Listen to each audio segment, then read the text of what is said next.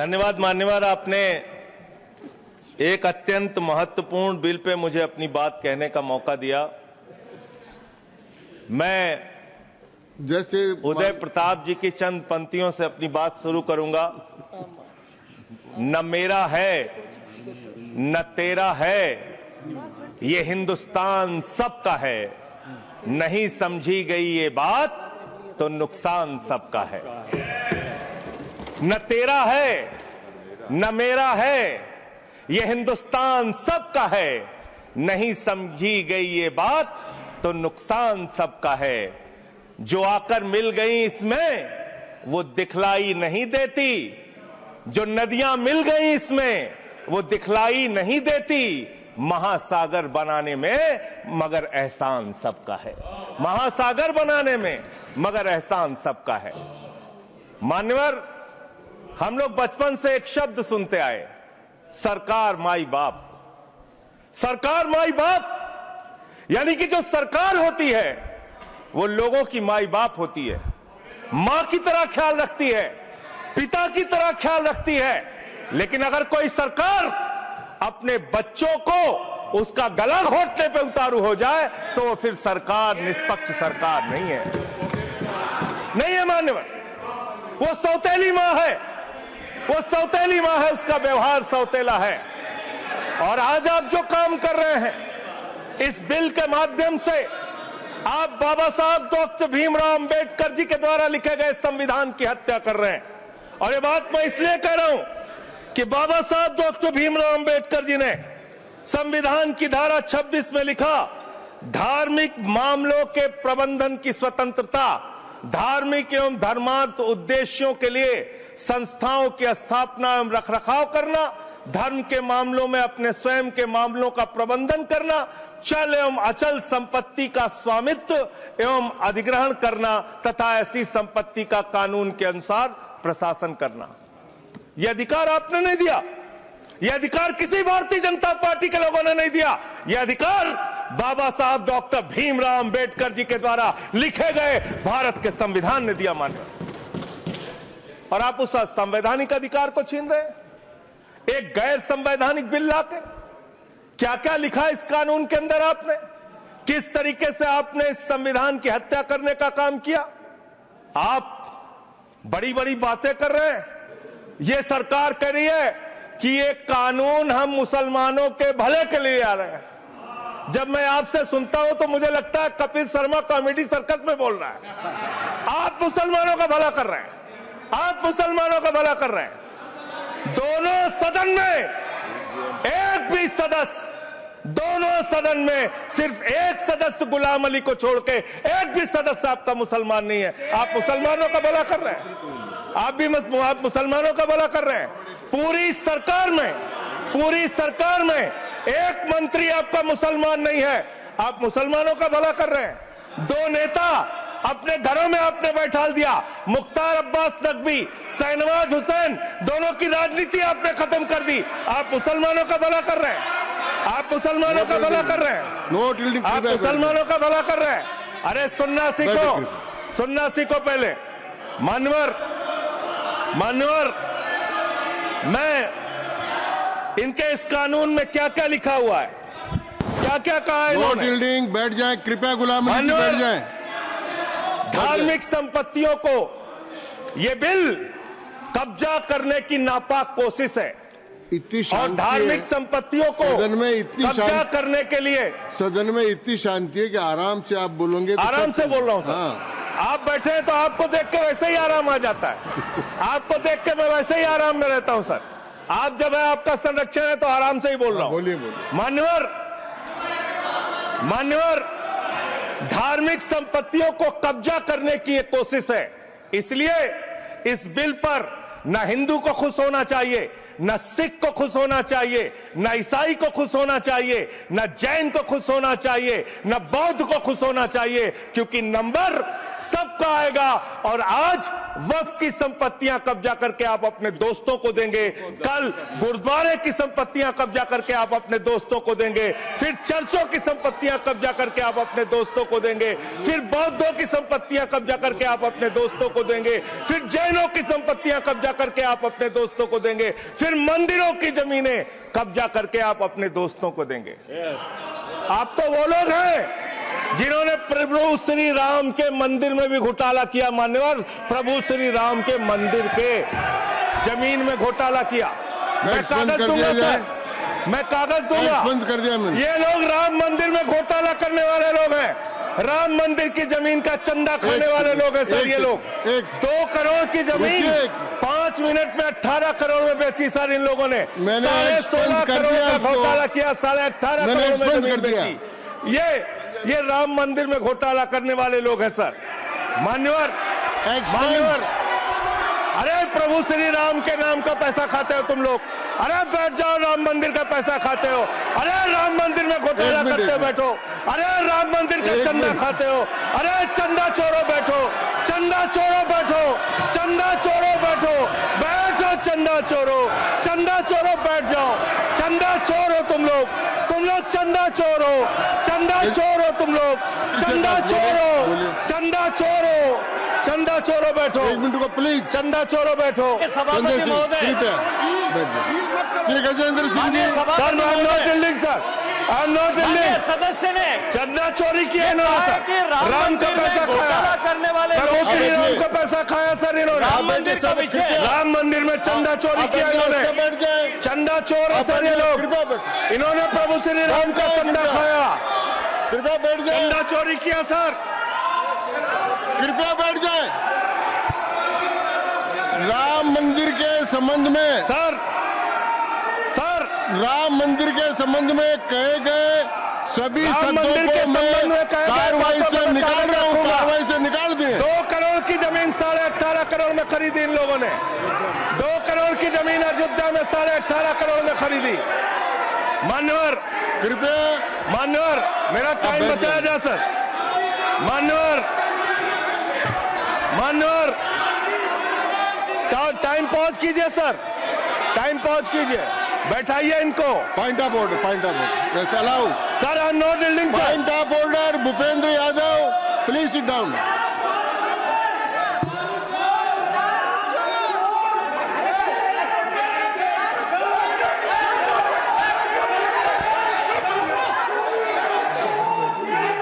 भाई point of order मैंने दिया, आप जाइए स्थान पर, कृपया अपने स्थान पर जाएं। मैंने व्यवस्था का प्रश्न उठाने का मौका दिया भूपेंद्र जी यादव को।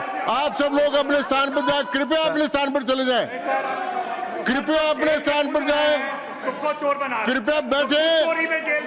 मैंने भूपेंद्र जी, कृपया बैठ जाए, कृपया।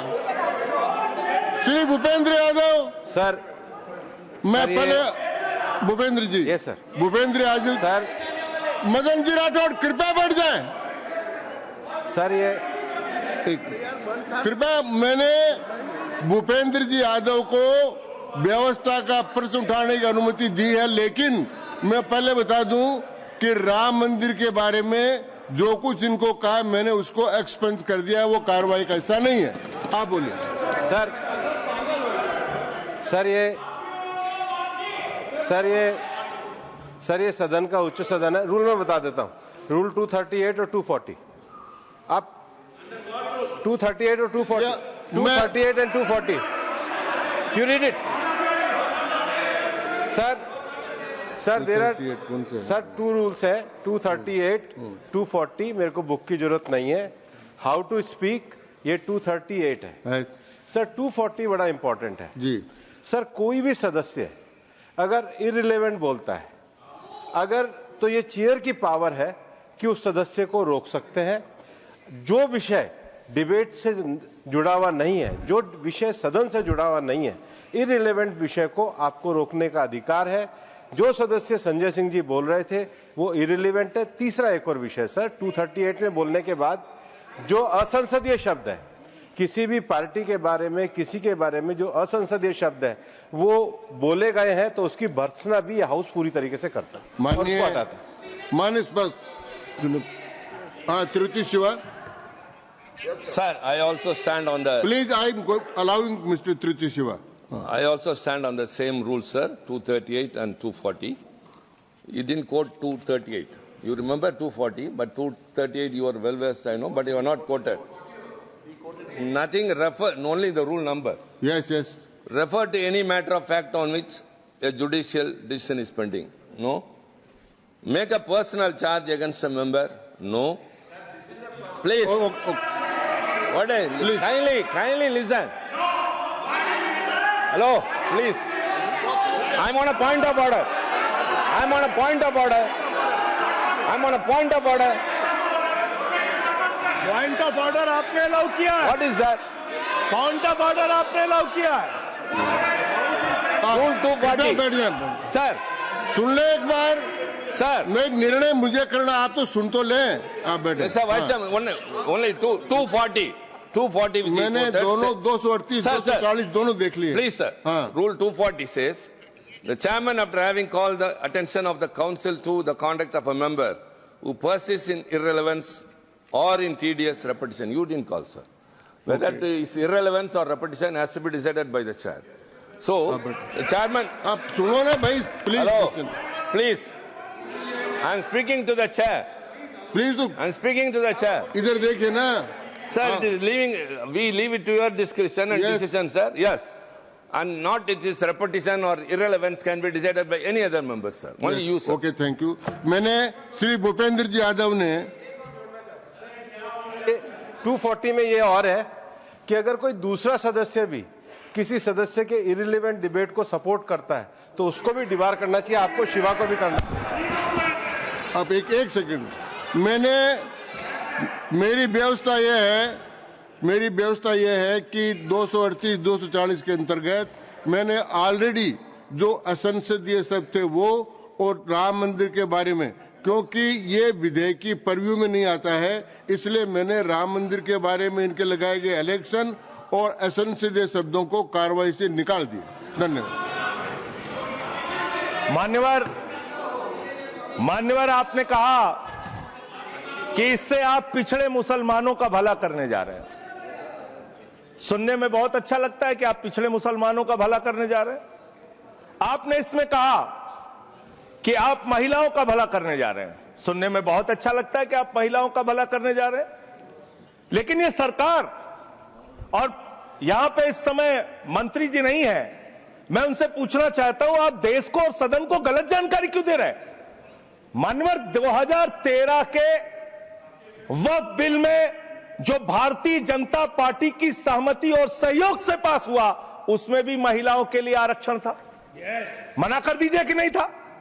मना करिए कि हम गलत बोल रहे हैं। मानवर, मंत्री जी ने कहा 1 करोड़ सुझाव आया।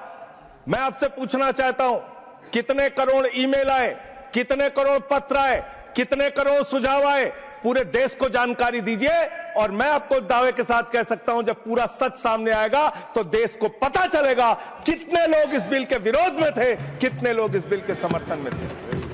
मैं जेपीसी का सदस्य था मानवर, मैं कह रहा हूं आपसे लाइए। और आप पिछड़े मुसलमानों का भला करना चाहते हैं, मैं आपसे हाथ जोड़कर निवेदन करता हूं, विनती करता हूं, और हमारे जो मित्र उधर भी हैं, अगर आप मेरी बात से सहमत हैं तो समर्थन करना।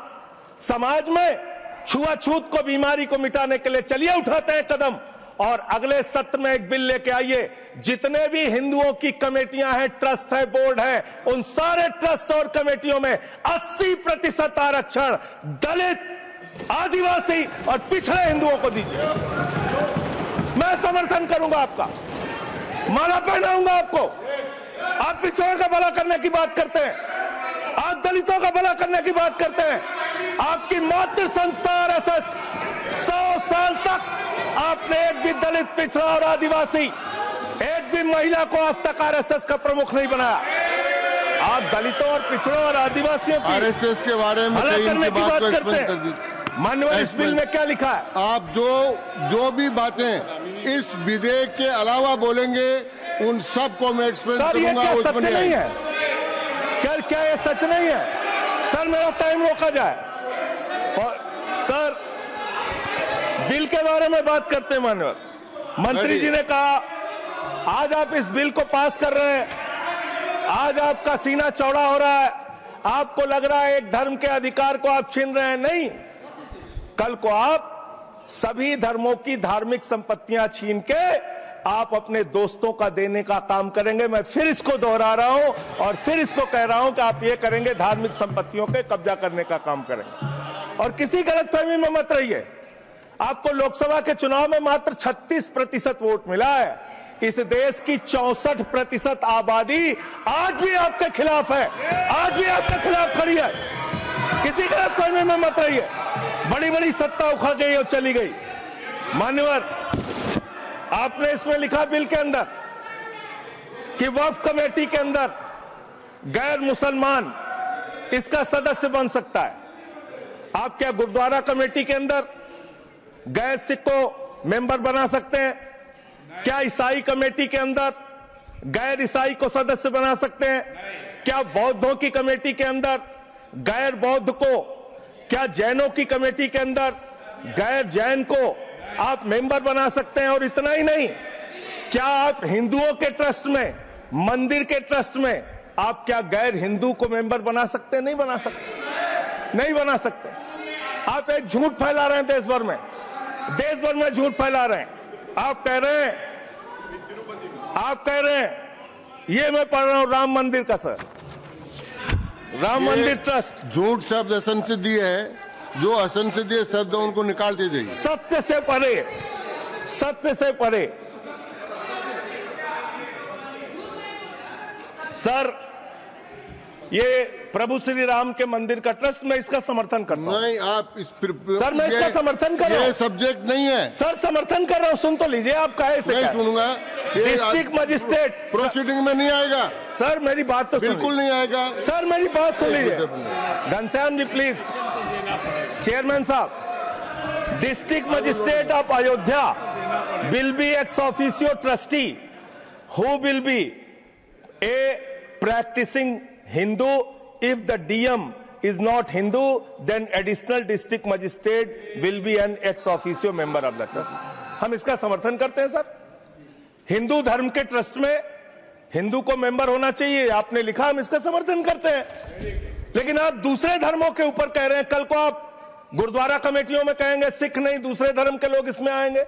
कल को आप जैन कमेटियों में घुसड़ेंगे, बौद्धों की कमेटियों में घुसड़ेंगे। ये बात गलत है, ये पूरी तरीके से गलत है। और आज पूरे देश को आप बताइए, मान्यवर, पूरे देश को आप बताइए, 2009 में आपने अपना घोषणा पत्र जारी किया था, मैनिफेस्टो। ये मैनिफेस्टो आपका लेके आया हूं, ये तो आपका डॉक्यूमेंट है, मेरे घर नहीं बना। इस मैनिफेस्टो में लिखा है इन्होंने कि 2009 के मैनिफेस्टो में लिखा है कि वक्फ की जमीनों पर जो अवैध कब्जे हुए हैं, के.आर. रहमान की कमेटी की रिपोर्ट के हिसाब से हम मुस्लिम धर्म गुरुओं के साथ बातचीत करके उसको खाली कराने का काम करेंगे। कितना दोहरा चरित्र है आपका। आपने कहा वक्फ की जमीनों को खाली कराने का काम करेंगे जिसपे कोई और कब्जा कर रखा है। मान्यवर, एक और बात, सुप्रीम कोर्ट के अंदर आप कह रहे हो कागज चाहिए, कागज चाहिए। मंत्री जी ने कहा कागज चाहिए। मंत्री जी, आपको कागज की बहुत जरूरत होती है, कागज आपको चाहिए। आपकी सरकार ने 2020 में, ये पूरे देश को देखना चाहिए, पूरे देश को सर, 2020 में मैं जेपीसी का मेंबर था, एक कागज वहां मिला मैं 2020 में सुप्रीम कोर्ट में। सर आप, मेरी बात नहीं आ रही सर, सर मेरी बात नहीं आ रही। 2020 में मान्यवर, इस भारत की सरकार ने, मोदी जी की सरकार ने शपथ पत्र दिया सुप्रीम कोर्ट में। से क्या लिखा हुआ है?